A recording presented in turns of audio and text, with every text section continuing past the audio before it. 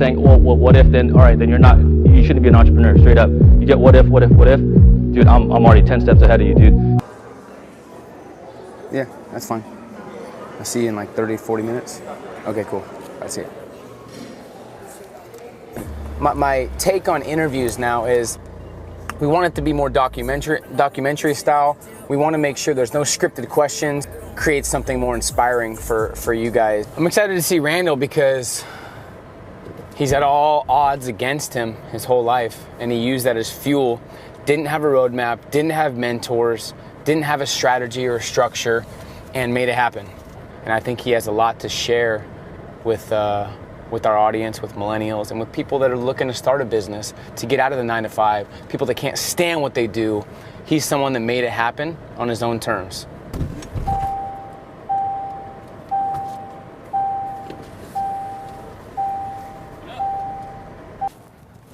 Would you guys come around this way? What's up, dude? See, man. Good to see you, man. Came right here, and then we just came around. I don't know where your office was.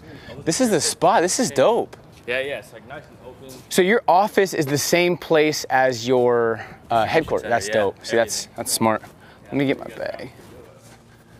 Yeah, so everything is literally in-house. Like we don't book out photo studios anymore. We do everything here.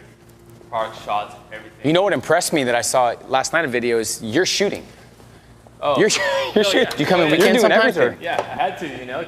That's badass, though. You do a startup, man. You got to do everything yourself. Yep. Man, show, like you said, you know. I don't know where it is, but with the hood too. Oh, here it is. This one's sick.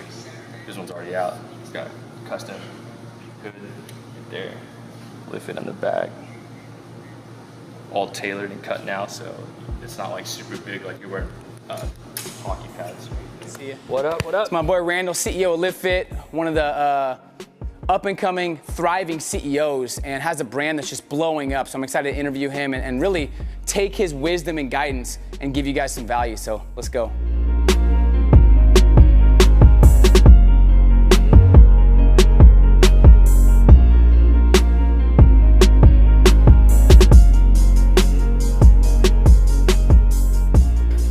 One of the reasons I wanted to connect, man, and people were asking before, why are you so excited about this interview? It's because A, you came from nothing, B, everything was against you, and you said that you really didn't have mentors. You just had so much ammo and so much fuel and so much ambition because everyone's telling you you can't amount to much, you have tattoos, you can't do this, you can't do that. Mm-hmm. What role did people hating on you or doubting you play in your success? I mean, I used it all as fuel, you know, as much as you want to block it out. You always kind of like think about that stuff. It's always in like the back of your head, you know, but you don't focus on it to the point where it's going to drag you down. You're like, you know what? I mean, who are you to say that I can't do this? You know what I'm saying? I have my own choices. I'm going to make it my own thing, you know, like I feel like I have more motivation than you. You know, all you're doing is just hating, not believing, you know what I'm saying? Like I've seen people do this shit. I've seen, you know, the guys right next to me go from 0 to 100, you know. I'm like, dude, I'm gonna be the next dude. So if you guys want to hate, I'm gonna prove you guys wrong, you know. Was there any person or comments that stuck with you that really hit you home when they're like, you know, because your tattoo's blank or because you came from this area blank? Was there any that you remember that like drove you, or was it just a combination? You know what's funny? It's not really a particular thing that I remember, and it's funny that you bring that up now. I think for me, the comments and stuff actually came from my parents. Interesting. Believe it or not, yeah. Not from like strangers here. Some people are gonna relate to that though. Yeah, so I mean, coming from an Asian background, I was like, you know, first off, no tattoos or you're out of the family. Okay, I got tattoos, like shit, you know. You sure? You know, and next thing you know, started doing, you know, obviously I went to school for a little bit and almost finished and then dropped out and then, you know, started doing business at the time. And just trying to prove my parents, like, dude, I can make it without these judgments, and you know, I can make it with tattoos. I can make it being a minority. It's a different day and age that we live in. You know, I was like, it ain't the same, and it's hard to tell your parents that because they're like, they're old school. They're like, you know, 2 decades back. They're like, you know, you got to go to school. You got to do this. You got to become a doctor. You got to be a lawyer or whatever the fuck you know, that type of profession. I'm just like, nah, man, I'm seeing it.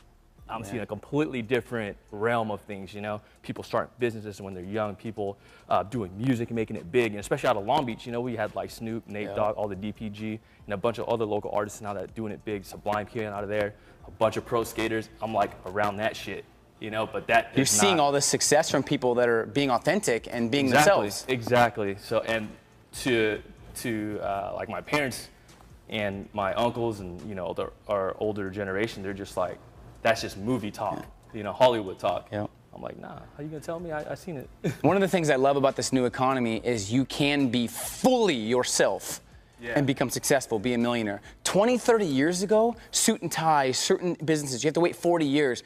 I love that we could just vibe in whatever outfit we want. I don't like wearing suits. I wore suits, I don't like it, I wanna be authentic, and it's just the best feeling ever to have an economy where you could be yourself. Yeah.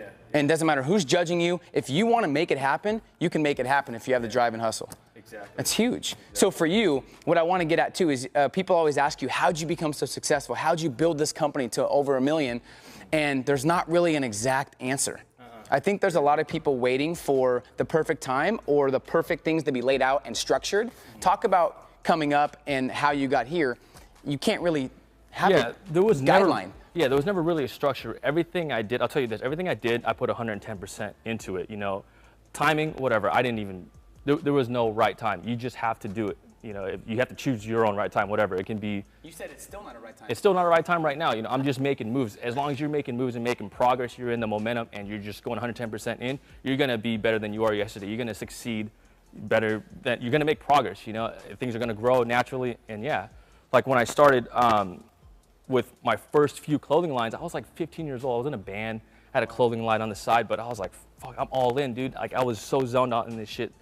And being all zoned out and wanting to pursue like the band and making just dope clothing, you had to deal with the business logistics of where to go to get this shirts printed. Who do I go for this? How do I get the blanks? Or how do I get this made? You do that subconsciously, but you're looking forward to the band part, to the final product.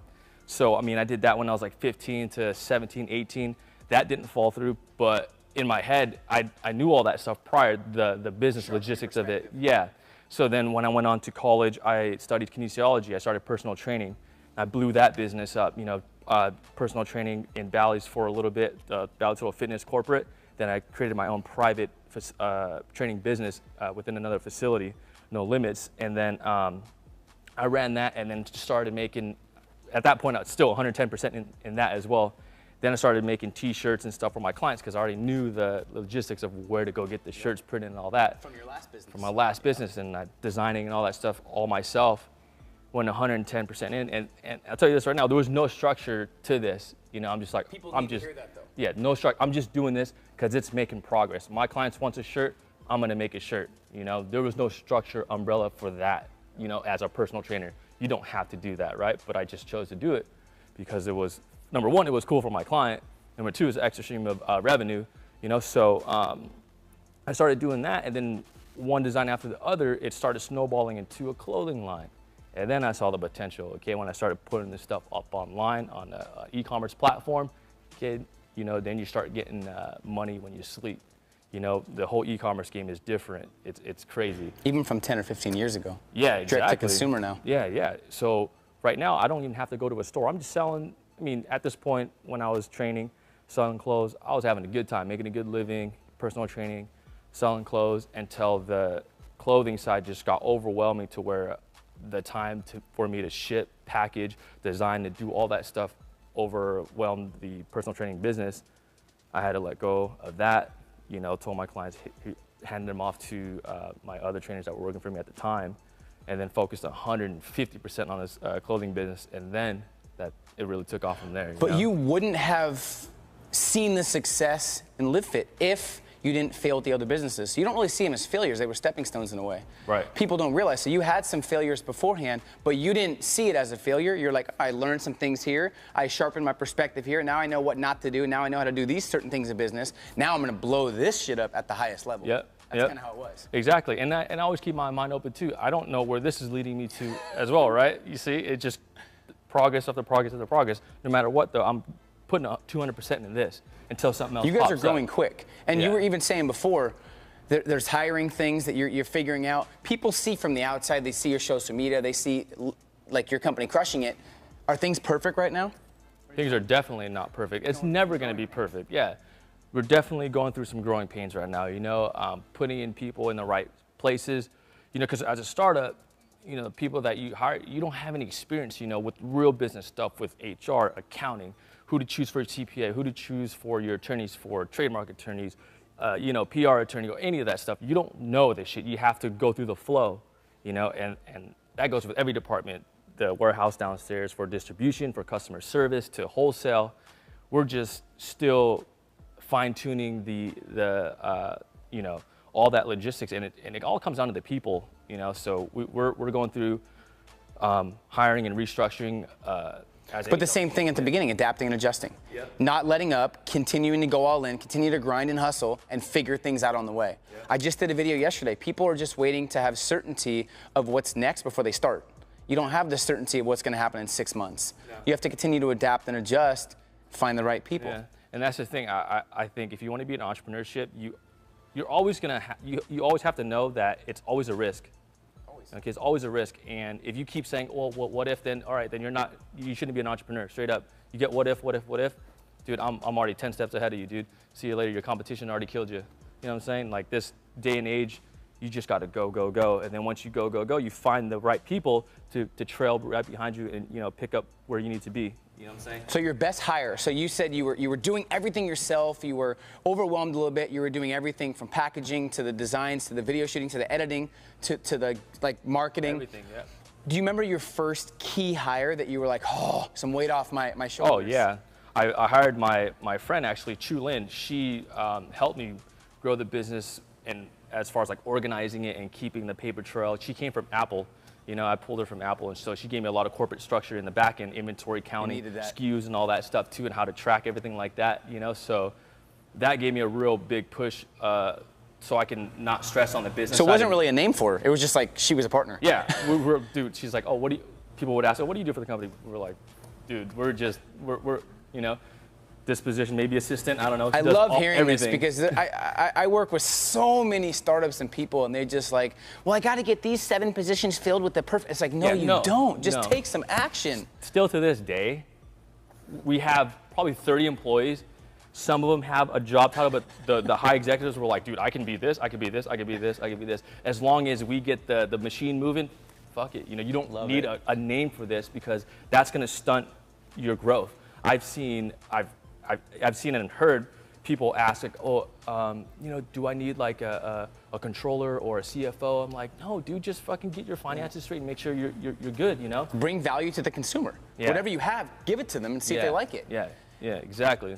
So what do you tell the young hustler that really relates to you and really relates to entrepreneurship, but they have still a lot of people judging them? If you have that doubt, and you have somewhat, you got to figure out how to conquer that, because if not, then you are honestly not made for entrepreneurship, you know? Because, I mean, I'm sure you experience it too, you know, every entrepreneur has you're going to get hated. Everything sounds fake. It's a fact, everything sounds fake because we're living the life the movies fucking talk about, you know?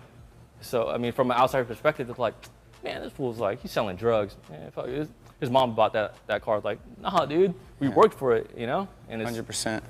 I hear stories too of people that are young hustlers that go in to buy something and they're judged, whether it's a car in cash, whether it's jewelry, whether it's certain things, a house, and that's still going on. Yeah. So it's important to stay true to yourself and know yourself to where nothing can affect your mental toughness or your state of mind. Exactly. That's huge. But one thing too that I learned along the way, I mean, you cannot, I don't want to say, you know, you can get tattoos and just be a fucking whatever, go out there and say, yeah, I'm gonna be a fucking the best entrepreneur there is.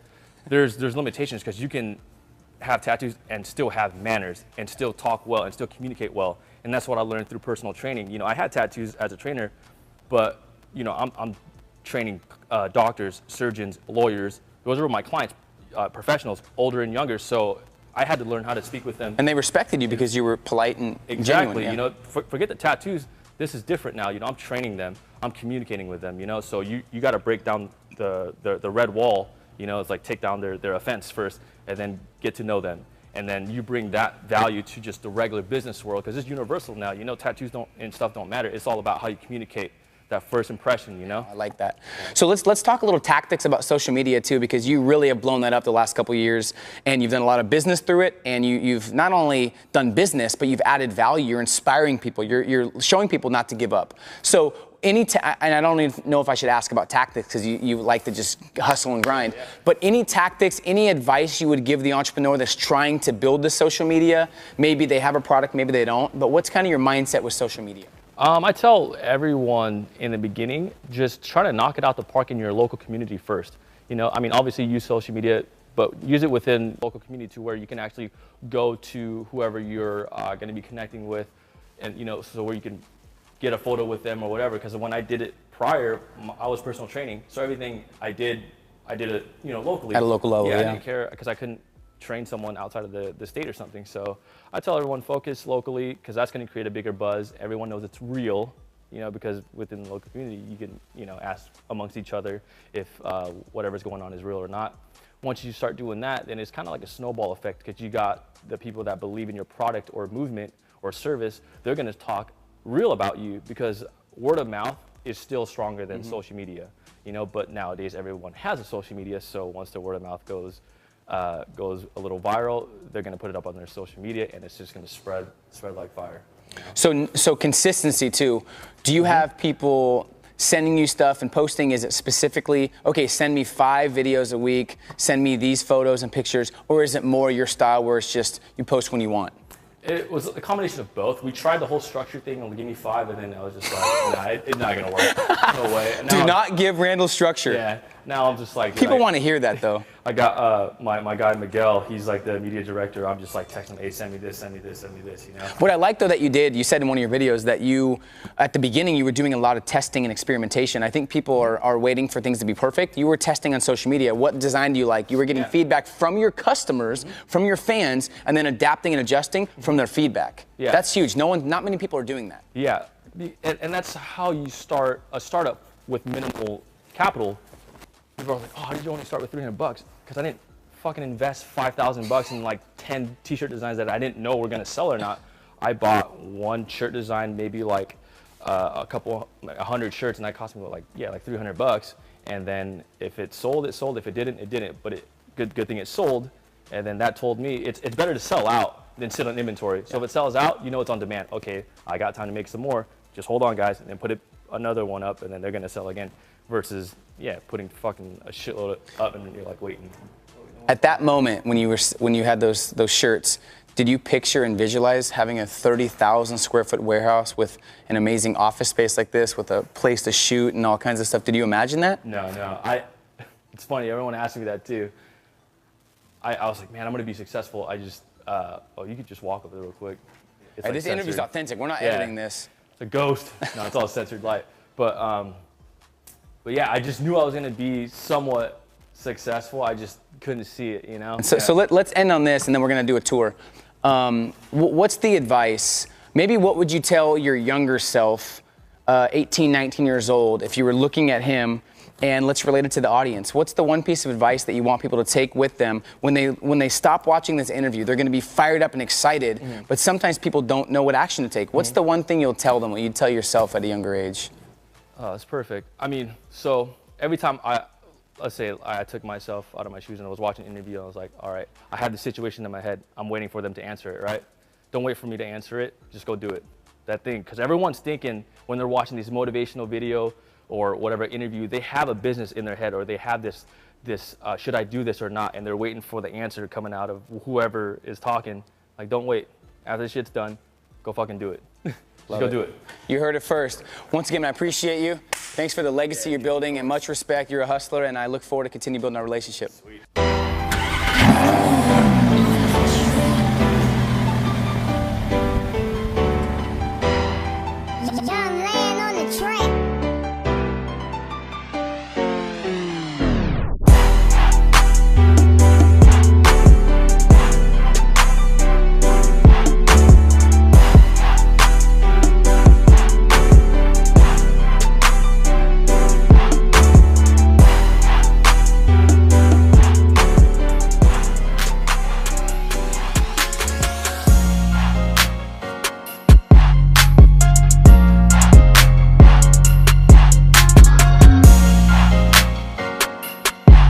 We interview only hustlers, only the real deal people that came from nothing.